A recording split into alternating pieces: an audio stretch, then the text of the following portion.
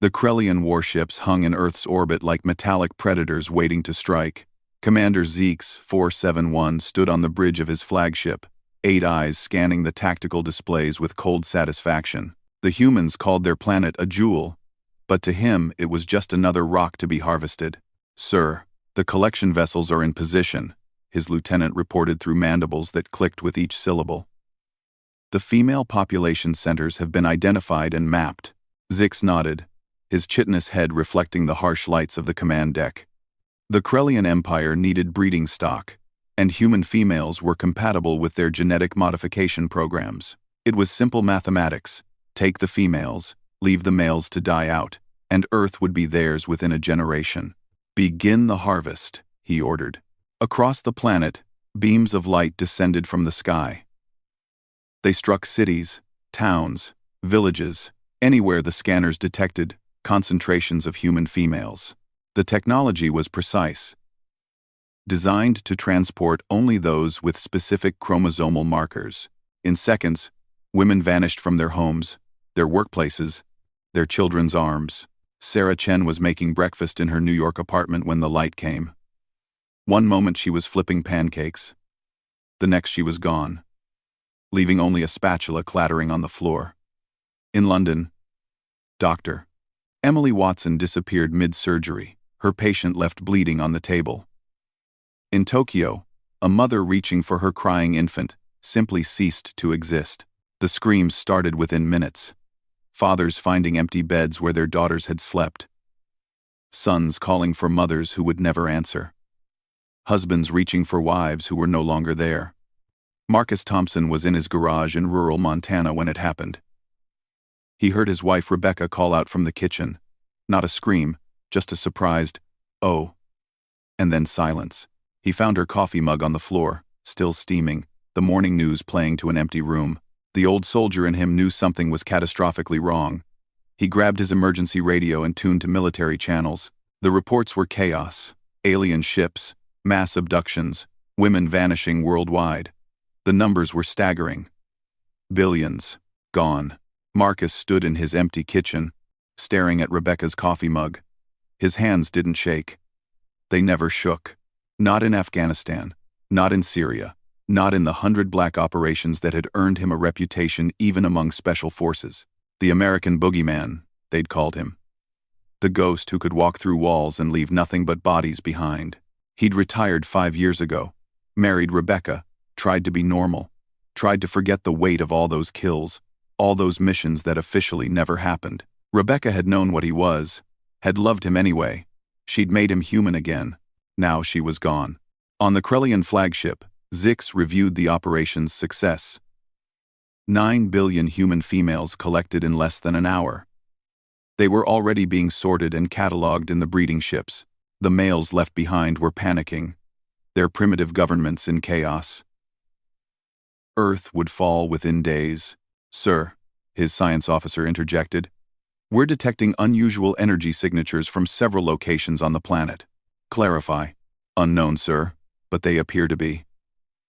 Zix dismissed it with a wave of his primary arm. "Human military installations. They're no threat. Their weapons can't even scratch our shields." He was wrong. Deep beneath mountains and deserts, behind walls that had never appeared on any map, doors were opening. Men and women who didn't officially exist were receiving orders, the kind of people governments pretended they didn't have, the ones who did the things that needed doing in the dark. And in Montana, Marcus Thompson opened a hidden vault in his garage floor. Inside were things Rebecca had never asked about, things he'd hoped never to need again, weapons that weren't supposed to exist, gear that bent the laws of physics, contact protocols for people whose names were known only to a handful. He suited up methodically, each piece of equipment awakening muscle memory. The exoskeleton that made him faster than human. The stealth field generator that bent light around him. The weapons that fired bullets made from collapsed matter, capable of punching through anything. As he worked, reports came through his tactical network. The aliens had made a mistake. They'd taken everyone. Civilians, soldiers, scientists. And they'd taken the wives, daughters, sisters, and mothers of the most dangerous humans on the planet. The ones who'd spent their lives learning how to kill, how to destroy, how to win at any cost. The Krellians thought they were harvesting cattle. They didn't understand what humans were capable of when you took away everything they loved. Marcus loaded his weapons, his movements precise and controlled. The old call signs were coming online. Ghost, Reaper, Nightmare, Demon, men and women who'd been erased from records, who'd done the unthinkable to keep Earth safe. Now they had a new mission. He looked at a photo of Rebecca on his workbench. She was smiling, her hand on her pregnant belly. 7 months along. They were going to name her Sarah. The Krellians had taken his wife. They'd taken his unborn daughter.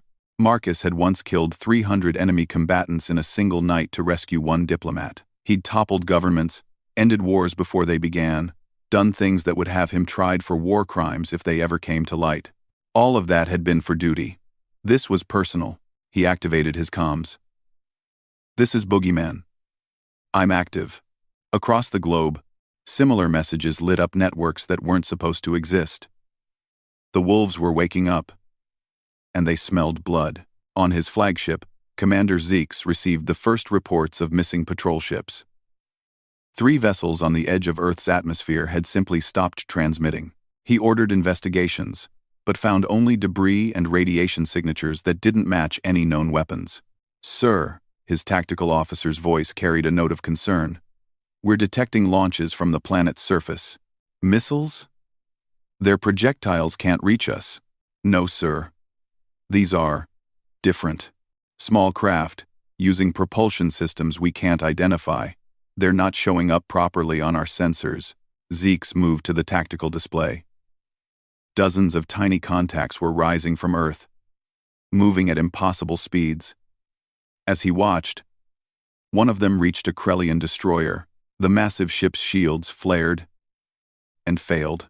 Seconds later, the destroyer was coming apart, its hull breached in a dozen places. What in the 7 hells? More reports flooded in. Krellian ground forces sent to secure Earth's major cities were being slaughtered. Not by armies, but by individuals. Single humans moving through Krellian formations like death itself, leaving only corpses behind. The humans had capabilities the Krellians had never seen. Soldiers who moved faster than should be possible, who appeared and disappeared at will, who wielded weapons that ignored shields and armor. And they weren't trying to defend territory or protect civilians. They were hunting. Marcus stood in the cargo bay of a stealth transport, surrounded by others like him. They didn't talk. They didn't need to. Each had lost someone in the harvest. Each had skills that made them worth entire armies. Telemetry coming in, the pilot announced. We've identified the ship with the strongest life sign readings. If our people are anywhere, they're there. Marcus checked his weapons one final time. The Krellians thought they understood humans because they'd observed them from afar. They'd seen the squabbling nations, the political divisions, the surface-level technology. They hadn't seen what humanity kept in the shadows, the monsters they'd created to fight other monsters, the lines they'd crossed in the name of survival, the terrible things they were capable of when pushed too far. Commander Zix watched his fleet being picked apart by an enemy that shouldn't exist. Humans were supposed to be a level 2 civilization, barely capable of leaving their planet, but these weren't the humans his scouts had reported on. These were something else. Something his empire had woken up, and they were coming for their women.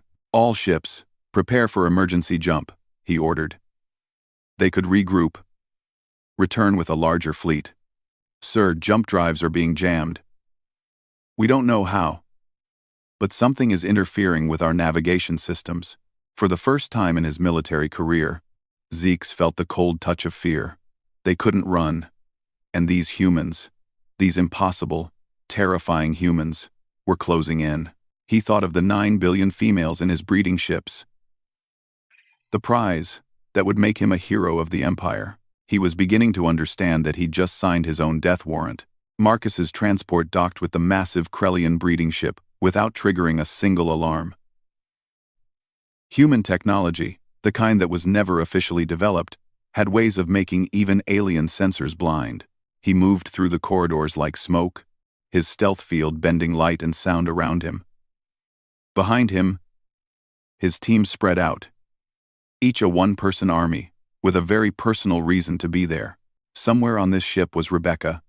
Somewhere on this ship was his unborn daughter.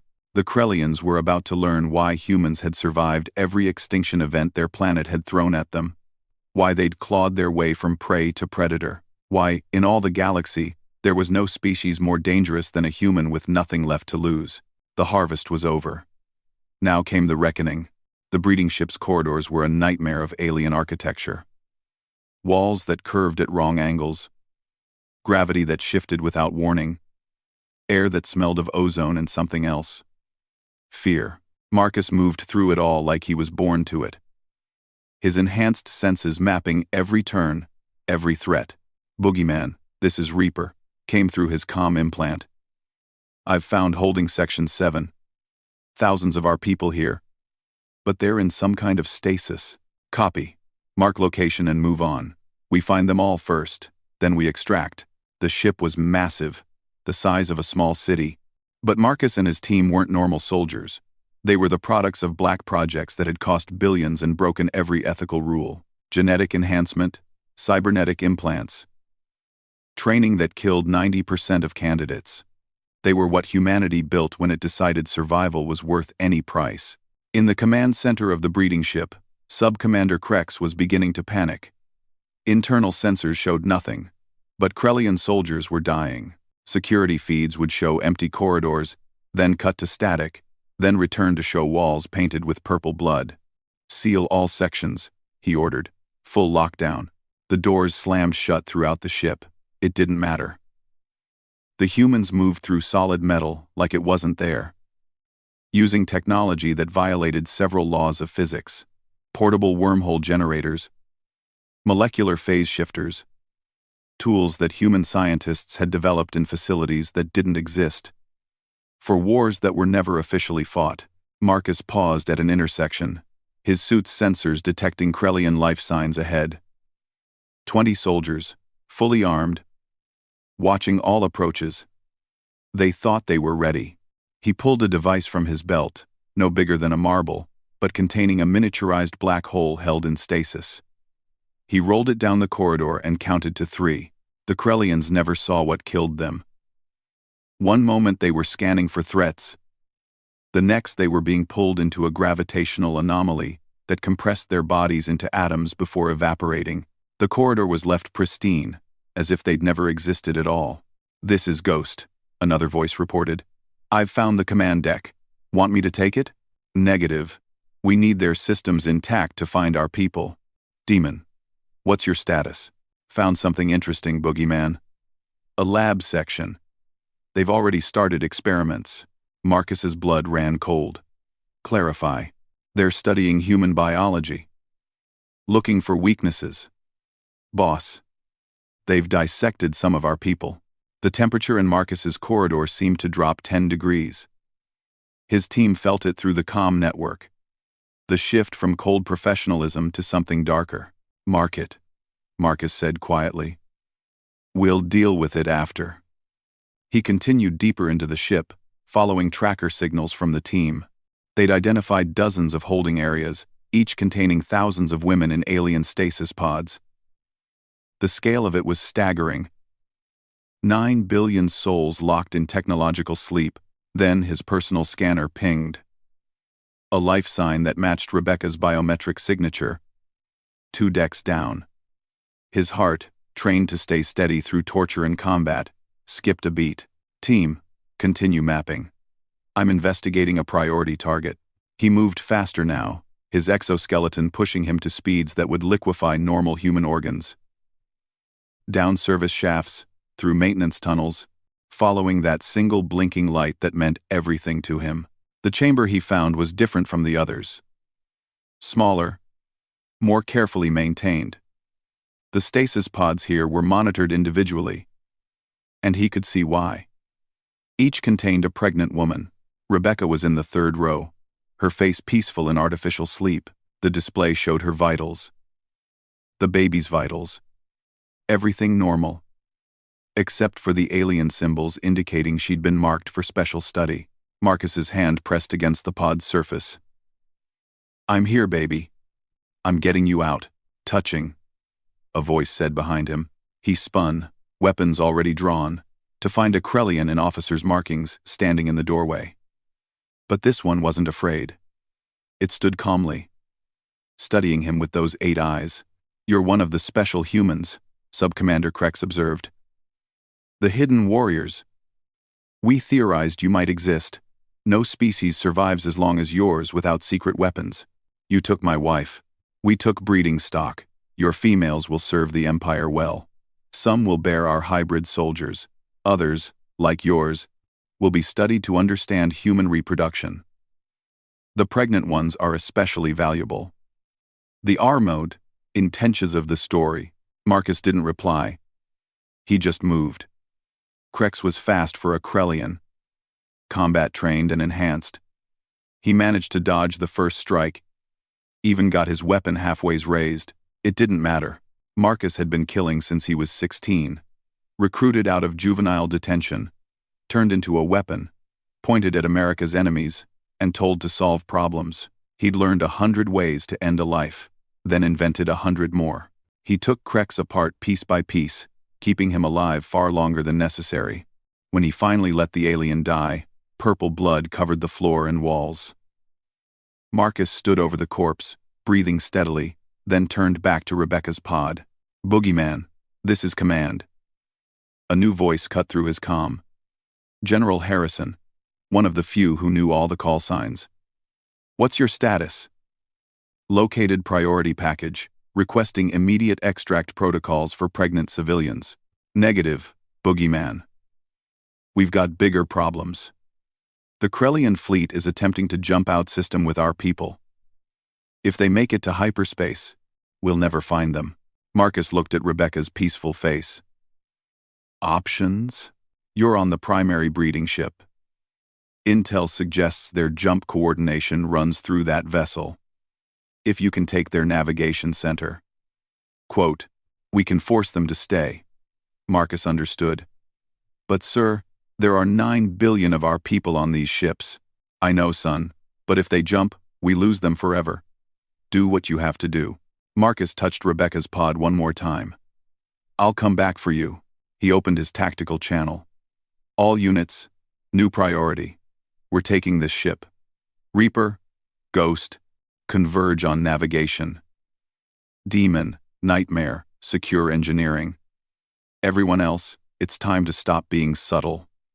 Across the breeding ship, figures emerged from shadows. The elite of humanity's warrior caste, each one capable of destruction on a scale that would horrify normal people. They'd been holding back, trying to locate their people without triggering a massive response. Now the gloves were off. Explosions rocked the ship as human weapons designed to kill gods tore through Krellian defenses. Soldiers who could dodge bullets still died when miniature antimatter charges vaporized entire sections. Energy shields meant nothing to weapons that attacked from parallel dimensions. Marcus carved a path toward navigation. No longer bothering with stealth, Krellians died before they could scream. His weapons, fed by microfusion cells, never ran out of ammunition. His armor, powered by zero-point energy, never failed. He wasn't human anymore. He was death walking. The navigation center was heavily defended. Hundreds of Krellians, barricaded behind shields, weapons trained on every approach. They'd learned from the reports of other encounters. They were ready for invisible assassins. They weren't ready for Nightmare. She came through the floor like it was water, her phase shift technology letting her ignore matter entirely.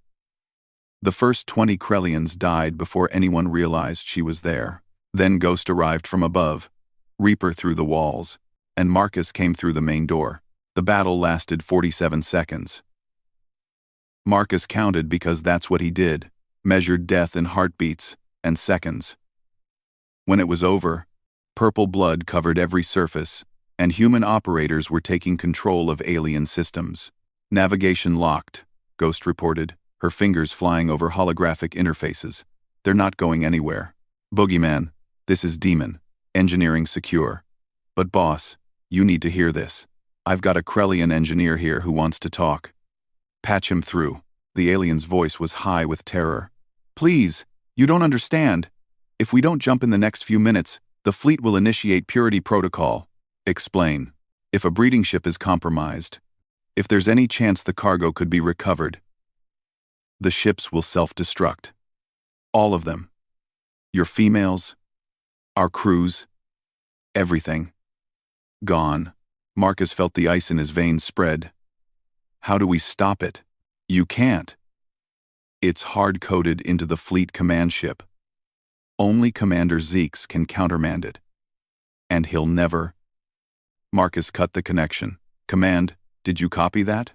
We copied. Stand by. Stand by. While 9 billion women, including his pregnant wife, sat on a bomb. On Earth, in bunkers that had never been acknowledged, other conversations were happening. Men and women who'd spent their lives preparing for the impossible were making impossible decisions. Sir, the Prometheus contingency is ready. General Harrison stared at the tactical display showing the Krellian fleet. Dozens of ships, each holding millions of human women. And according to their intel, all rigged to self-destruct. God forgive us, he said. Activate Prometheus. In orbit around Jupiter, space itself seemed to tear open. A human ship emerged. If you could call it a ship.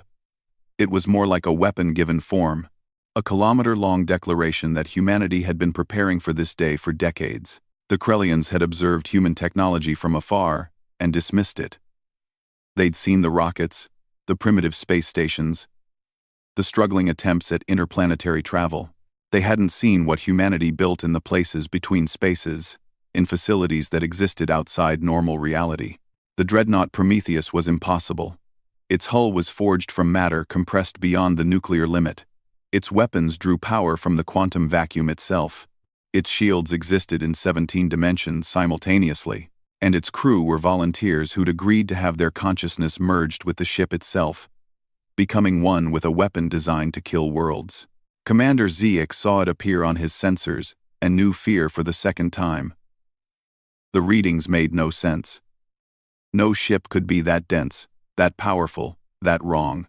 All ships, emergency jump, now. Sir, navigation is still jammed. The breeding ship isn't responding. Then activate purity protocol. We cannot let them recover the breeding stock. His science officer hesitated. Sir, that will kill our own people too. Thousands of Krellians. Do it. The order went out. Across the fleet, countdown timers began. 5 minutes until every breeding ship became a miniature star. Marcus heard the announcement over captured Krellian comms. 5 minutes. Not enough time to disable the self-destructs on dozens of ships. Not enough time to evacuate 9 billion people. Options? He asked, though he already knew the answer. Prometheus is moving to engage the command ship, Command reported. But even if they take it out, the protocol's already initiated. Each ship will have to be disabled individually. We don't have enough people for that. No, we don't. Marcus closed his eyes. Rebecca was 2 decks down, sleeping peacefully, unaware that she had minutes to live. Their unborn daughter would never see Earth's sky. Unless, Ghost, can you extract the navigation data for the entire fleet? Every ship? Every position? Already done. Why? Send it to my suit. Marcus opened a different channel. One that connected to systems that weren't supposed to exist. Pandora? This is Boogeyman. Authorization, Omega Black. 7-7. A synthetic voice responded. Artificial intelligence that had been grown in quantum substrates. Authorization confirmed. How may I assist? I need you to take control of every human operative suit in the fleet. Link us into a distributed network. Purpose? We're going to disable the self-destruct on every breeding ship simultaneously. Use our suits as processing nodes. Our minds as parallel computers. Warning. Such integration has a 97% chance of permanent neural damage to connected operatives. Understood. How many ships can we save? With current operative count, approximately 60% of the fleet. 60%. It wasn't enough. But it was better than zero. Do it. Marcus felt the connection establish, his mind suddenly linked to every enhanced human in the fleet. Ghost, Reaper, Demon, Nightmare, dozens of others. Their thoughts merged, creating a gestalt consciousness that spanned multiple ships. Together, they reached out through stolen Krellian systems, racing against time. Each mind tackled a different ship, different code, different challenges. Marcus felt his consciousness fragment, pieces of himself solving different puzzles at light speed. Blood ran from his nose. His augmented nervous system screamed warnings. The human brain wasn't meant to process this much information. He didn't care. 4 minutes. Half the fleet was secured, self-destructs disabled. But the strain was killing them. He felt Ghost's mind flicker and fade, her body collapsing on a ship 300,000 kilometers away. Reaper followed, then Demon. They were dying to save people they'd never meet. 3 minutes. More ships saved. More minds burning out. Marcus held the network together through sheer will, pushing past limits that should have killed him. Rebecca was on this ship. His daughter, 9 billion mothers and daughters and sisters. 2 minutes. The Prometheus reached the Krellian command ship. The battle was brief and one-sided. Human weapons that bent reality tore through shields like tissue paper. Commander Zix died watching his fleet helpless before a single human vessel. But the self-destructs were still counting down. 1 minute. Marcus felt his body failing. Blood from his eyes now. His augmented organs shutting down one by one. But his mind raced on. Disabling one more ship. One more. 30 seconds. Almost there. Just a few more ships. His team was gone. Their minds burned out. But their sacrifice had saved billions. Just a little further. 10 seconds. The last ship's self-destruct went dark. Marcus had done it. They'd done it. 9 billion saved. He collapsed beside Rebecca's pod, his body finally giving up. Through fading vision, he saw her eyes flutter open as the stasis field failed. She saw him, covered in blood, dying on an alien ship. Marcus? He smiled. Hey, baby. Where are we? What happened? You're safe. Both of you. His hand found hers through the failing pod wall. That's all that matters. Around them, across the fleet, stasis pods were opening. Women waking up to find themselves on alien ships, saved by soldiers who'd given everything. The rescue ships were already moving in. Human vessels appearing from nowhere to evacuate their people. The Krellian Empire would learn of this day. How a few hundred humans had crippled a fleet of thousands. How they'd saved 9 billion lives at the cost of their own. How humanity had revealed just a fraction of what they were capable of. They'd learned to fear the planet Earth and the monsters that lived in its shadows. But Marcus wouldn't see any of that. He held Rebecca's hand as she cried, as she begged him to hold on, as she told him about the baby moving inside her. Tell her about me, he whispered. Tell her Daddy was a soldier. You're going to tell her yourself. Help is coming, just hold on. But Marcus Thompson, the American Boogeyman, the ghost who'd haunted 100 battlefields, was already gone.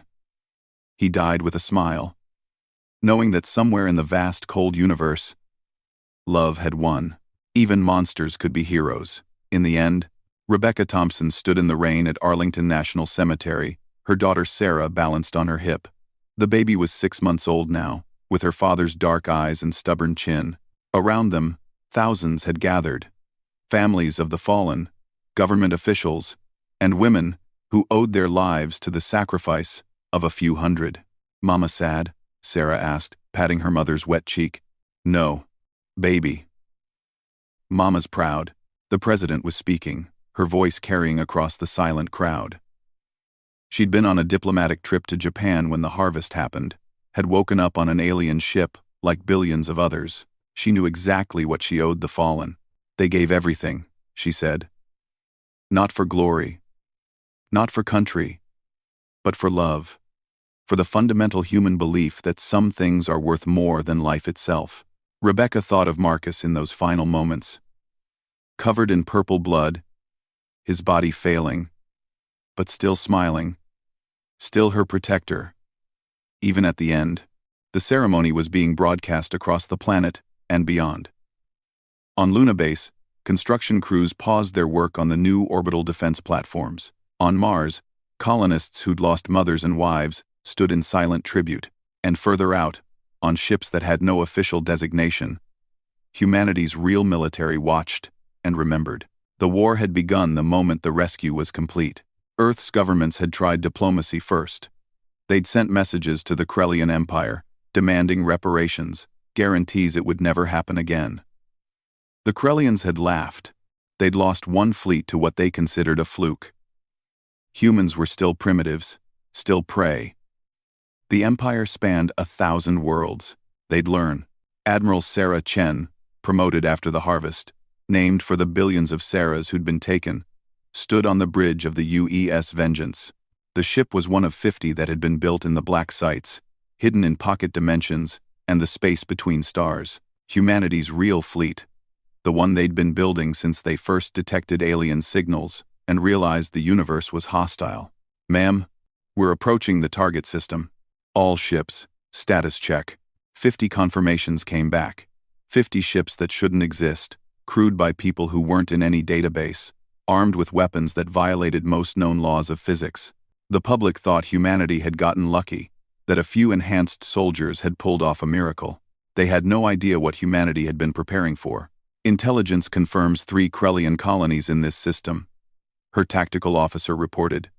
Industrial centers, military bases, population approximately 40 billion.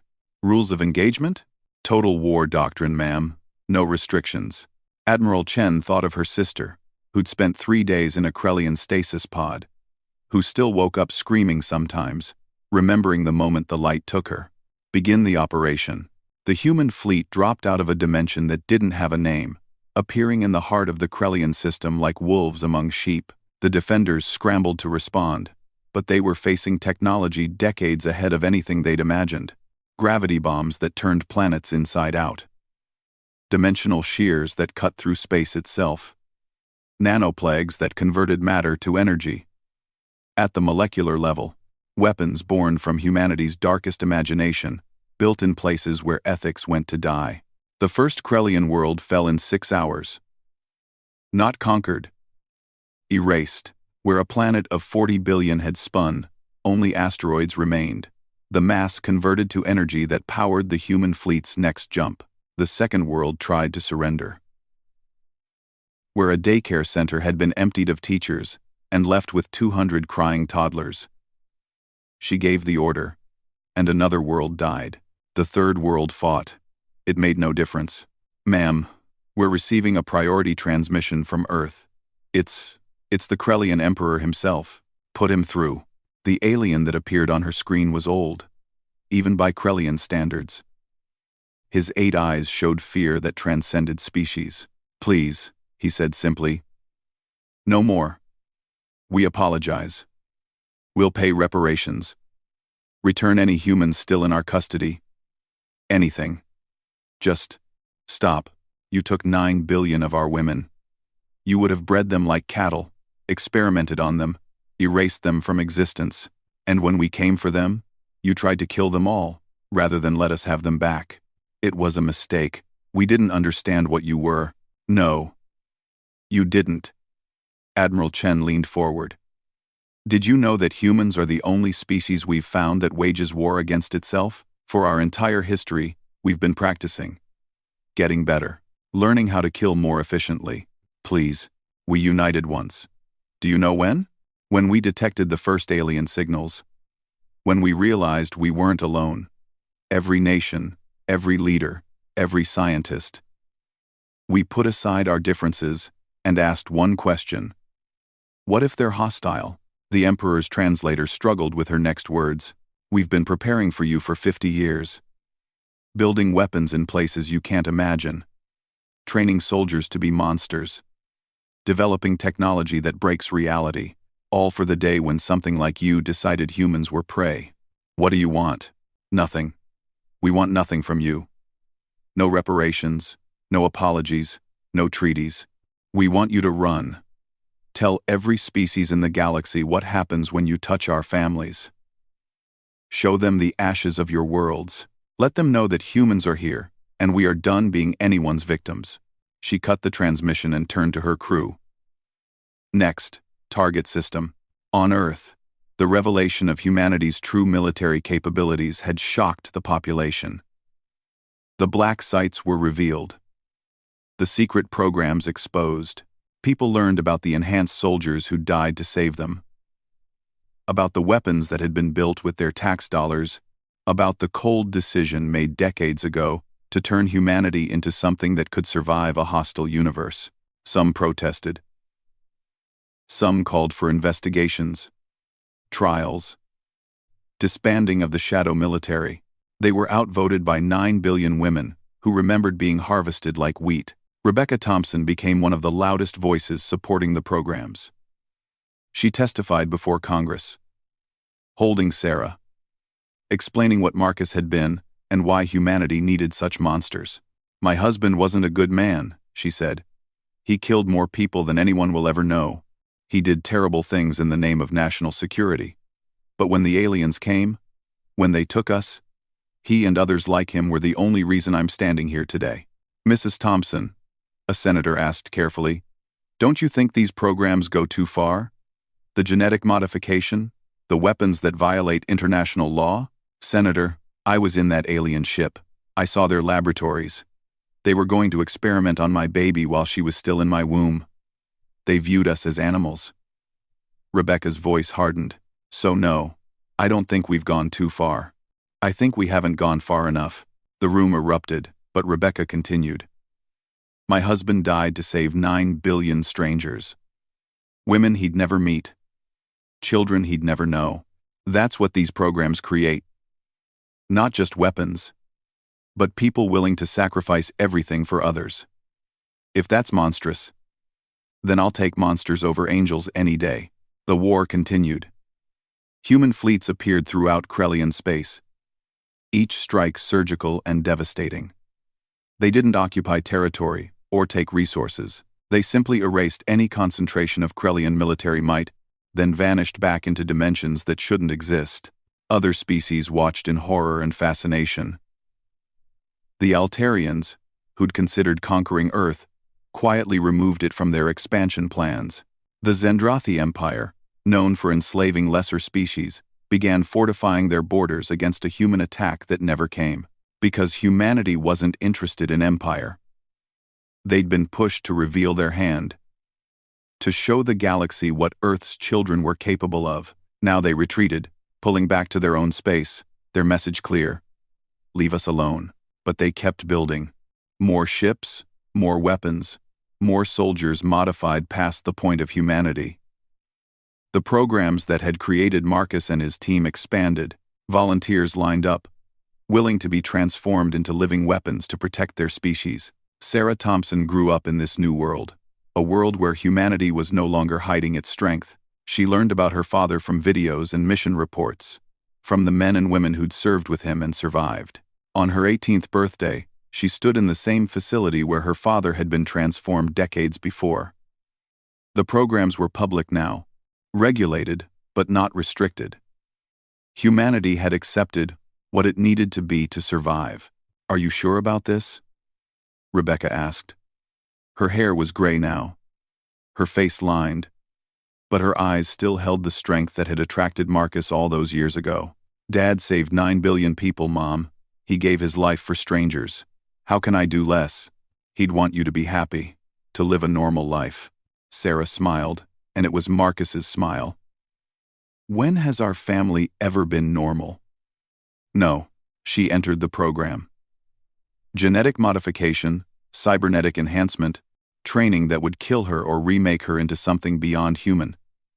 She excelled at all of it.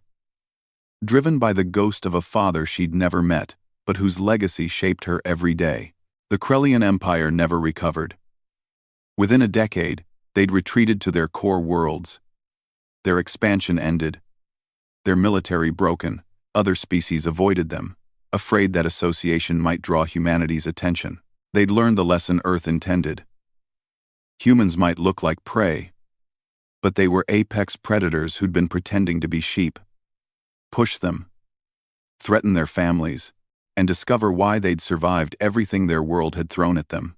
The galaxy adjusted to this new reality. Trade agreements were signed with Earth, always carefully, always respecting human sovereignty. No species dared to threaten humanity again. The memory of burning Krellian worlds was too fresh. The knowledge of what lurked in Earth's shadows too terrifying. And in those shadows, the programs continued. Hidden bases, where reality was bent into new shapes. Training grounds, where humans learned to be more than human. Weapons laboratories where the impossible became standard issue, because humanity had learned its own lesson. The universe was vast and hostile, filled with species that saw others as resources to be exploited. Diplomacy and kindness were tools. But sometimes, monsters were what kept the real monsters at bay. Sarah Thompson stood watch in those shadows, enhanced beyond her father's wildest dreams, commanding ships that could crack worlds. She and thousands like her, the children of humanity's darkest hour, ready for the next threat. The Krellians had killed 9 billion women. They'd thought humans were weak, divided, primitive. They'd been wrong on all counts, and Sarah smiled her father's smile, watching the stars, waiting for the next fool to test humanity's resolve. The galaxy thought it had seen humanity's true face when they burned Krellian worlds. They had no idea.